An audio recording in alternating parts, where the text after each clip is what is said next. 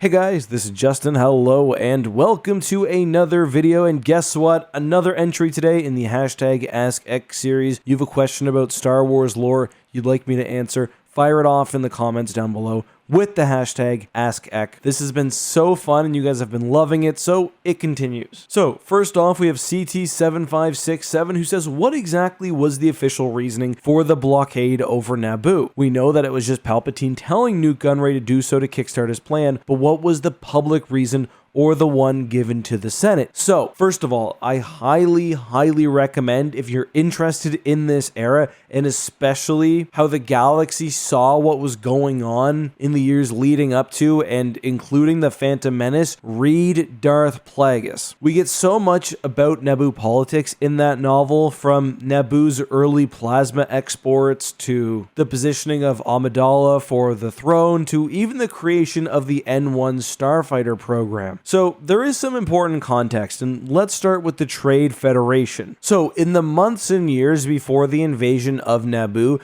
the Trade Federation had been jostling with the Republic over their right to protect their own shipments. We also get some of this in the novel Cloak of Deception. The Trade Federation has a unique position within the galaxy, given that it's both a very large and profitable pan-galactic shipping corporation and also a represented entity within the Galactic Senate, which is why you see the Trade Federation in the Galactic Senate despite it not being a planet or system, at least in the traditional sense. It had full voting rights. Anyway, as mentioned, the Trade Federation, unhappy with the protection they were getting from privateers and pirates, sought to arm their own vessels with both droid starfighters and weaponry, and they ultimately did so, which resulted in them converting their massive Lucrehulk fleet to battleships, although at this point, on paper, they still served primarily as transport vessels. A variety of other events had increased tension between not just the Trade Federation and the Republic, but the Republic and the Outer Rim in particular, and this ends up leading to the invasion of Naboo. And honestly, the crawl for the Phantom Menace sort of explains the situation. It says the taxation of trade routes to the outlying systems is in dispute. Hoping to resolve the matter with a blockade of deadly battleships, the Trade Federation has stopped all shipping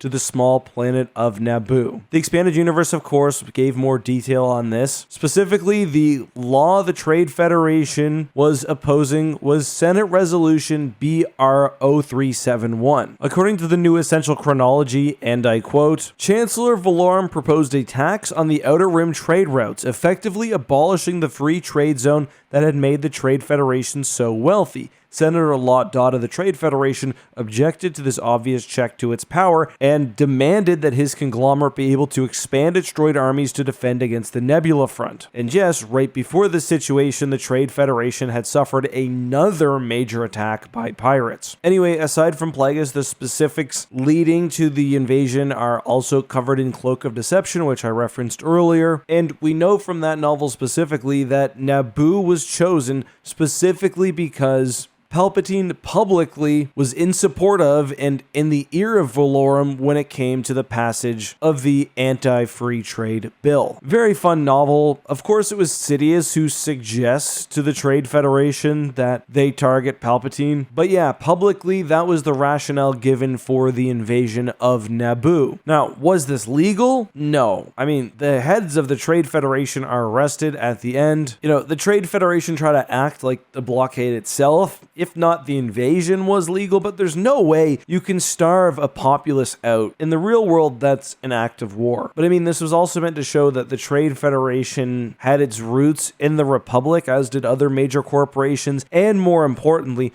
that the Republic was ultimately powerless to do anything. That is one of Palpatine's greatest accomplishments when it comes to the blockade of Naboo. He shows how inept the at least current administration is, and he also paints the picture of a republic without a military being liable to whatever any powerful force wants to do. So, great question. I really hope you find my answer satisfactory. So, this is another cool one. Al Hard asks, Splinter of the Mind's Eye, does the book contain contain anything still extant in the current canon or legends. And yeah, there's a lot in Splinter of the Mind's Eye which still technically exists. Obviously, there are some continuity issues given the fact that it was written as a potential lower budget sequel to the original Star Wars movies. I think technically, if you wanted to look at continuity, it still does exist within Star Wars Legends on the lowest level, but it was one of the first Star Wars works to feature kyber crystals. They were originally imagined, I believe, for the very early versions of the Episode 4 script, the original Star Wars script. The kyber crystal in Splinter of the Mind's Eye gives the user great power, but you can obviously see how that idea would be refined for kyber crystals. But Mimban, for example, which is that really dark place in Solo, that first appears in Splinter of the Mind's Eye. Just quickly looking at the Wikipedia page, because I haven't read the book in ages, I also see that Jindain appears. That's a pretty major Legends planet, which is also canon. So yeah, not a ton of major connections, but there are elements certainly which carry over. Alan Dean Foster, by the way, also wrote not just the novelization for the original Star Wars, but also The Force Awakens, which is kind of cool. All right, one final question, and this is a good one I've actually never thought of. So Julian asks, how did the millions of clone troopers who knew Sidious was Palpatine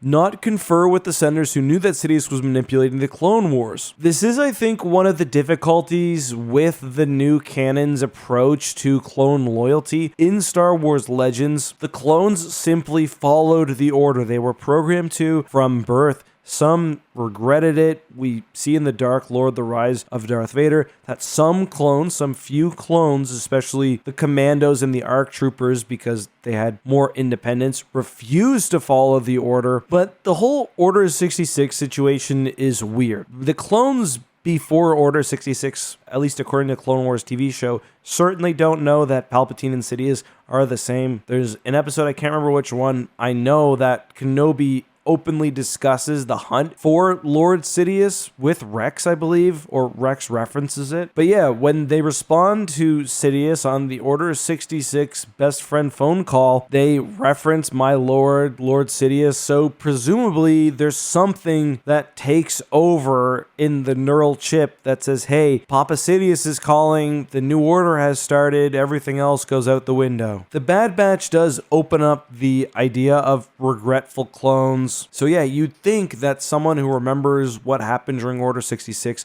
would speak to a senator, as the Senate at least did still exist, and point out, hey, Palpatine, the Emperor, he was Darth Sidious, and we all knew what Darth Sidious was doing during the Clone Wars. But yeah, I don't know. Don't think too much on that. Palpatine had a lot of power. I guess any senator starts getting a little too lippy, you just shut him up. But that's all for today. My voice is starting to go. Thanks for watching, guys. Until next time, be safe, have a good one, and may the Force be with you. Bye-bye.